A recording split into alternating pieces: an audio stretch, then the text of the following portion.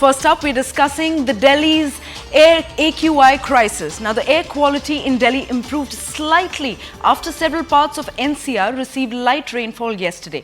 Now, the Supreme Court pulled up the Aam Aadmi Party-led Delhi government yesterday and asked why the problem remains the same even after 6 years. Now, the court has also told the centre government that the steps should be taken to stop farm fires immediately.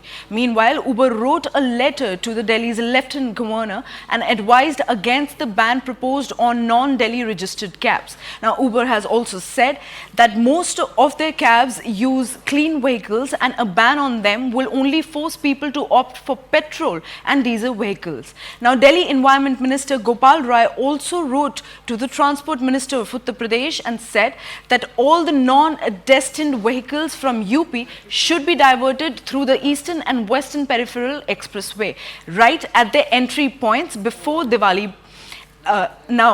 In another big development, the Delhi government postponed the odd even scheme until the further notice.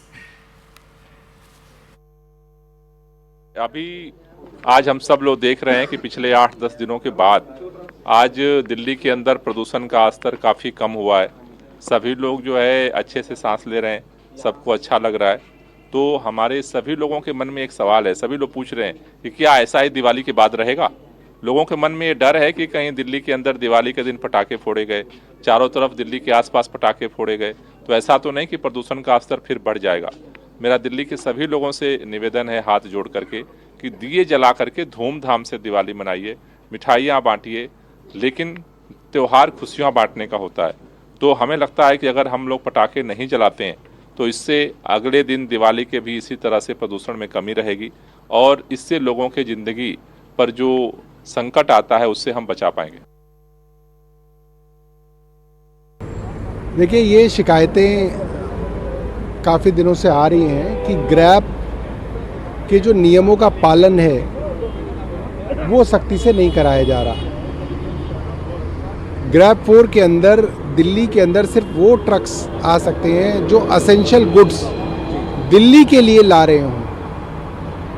इसलिए आज हम इस Gurgaon NH8 के toll पे आए हैं और जिस तरीके की अव्यवस्था यहाँ पे देख रहे हैं, ऐसा लगता है कि अब से पहले इस नियम को लागू करने की कोशिश ट्रांसपोर्ट और पुलिस ने यहाँ नहीं की है। जो कानूनन फर्ज बनते ने, जो मेरे बनते ने, मैं निभा रहा। जो गवर्नर साहब के फर्ज बनते ने निभाने चाहिए। सो मैं कोई ये कमेंट नहीं करूँगा कि मानयोग सुप्रीम कोर्ट ने की क्या है, कोई साड़ी जित होगी या कोई असी कोई हार होगी, पर एक काम मैं कहना कि इत्थे तक जाना यह मामला इत्थे तक जाना नहीं चाहिए सी। मानयोग सुप्रीम कोर्ट ने पहला भी कहा सीगा कि गवर्नर साहब उदों ही क्यों एक्ट करते हैं जदों सरकार कोर्ट च आ जाती है, फिर वो सारे बिलों पर साइन करने तैयार क्यों हो जाते हैं। सो मेरे ख्याल गवर्नर साहब की मैं इज्जत करदा, बड़े ने, मेरे बजुर्ग ने, मैं सत्कार करदा, उन्होंने लीगली चंगी सलाह ले लेनी चाहिए है। अरविंद केजरीवाल जी और उनकी आम आदमी पार्टी की सरकारें दिल्ली में और पंजाब में कोई काम नहीं करते, झूठे वादे करते हैं। कोई उनका कदम नहीं होता है कि जो समस्या है दिल्ली के प्रदूषण की उसका हल ढूंढे। यह स्पष्ट है कि 10 साल से दिल्ली में और उन्होंने कहा कि जैसे पंजाब की सरकार आएगी हम इसको हटा देंगे, ये पराली के जलने की बात। आज देश के अंदर में 90% जो पराली जलाई जा रही है वो पंजाब में हो रही है। उनके मुख्यमंत्री हाथ पे हाथ धरे हुए कुछ नहीं कर रहे।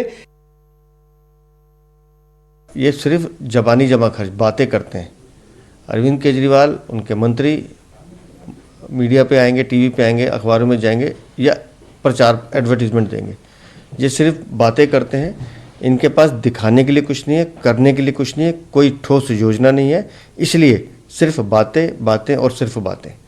दिल्ली की जनता जिस हाल में भी जिए, इनको डेंगू की लगातार डेंगू के केस बढ़ रहे हैं, अस्पताल में ICU नहीं है, 23 करोड़ का स्मोक टावर बंद पड़ा है, पराली का कोई प्रदूषण को रोकने का कोई तरीका नहीं है इनके पास। Finally, after 7 days, when the people of the national capital were forced to breathe in toxic air, in air that was actually in the severe category and was above the 400 mark. The PM 2.5 was above the 400 mark. Today, the people of the national capital are actually breathing in fresh air because of the surprise rains that has happened just before the Diwali. The AQI national capital has dropped to around the 100 mark, although it is still in the unhealthy category, but it can be seen as a massive relief for the people out here in the national capital. I'll just try and show you in the visuals over here, and the visuals speak for themselves today as well.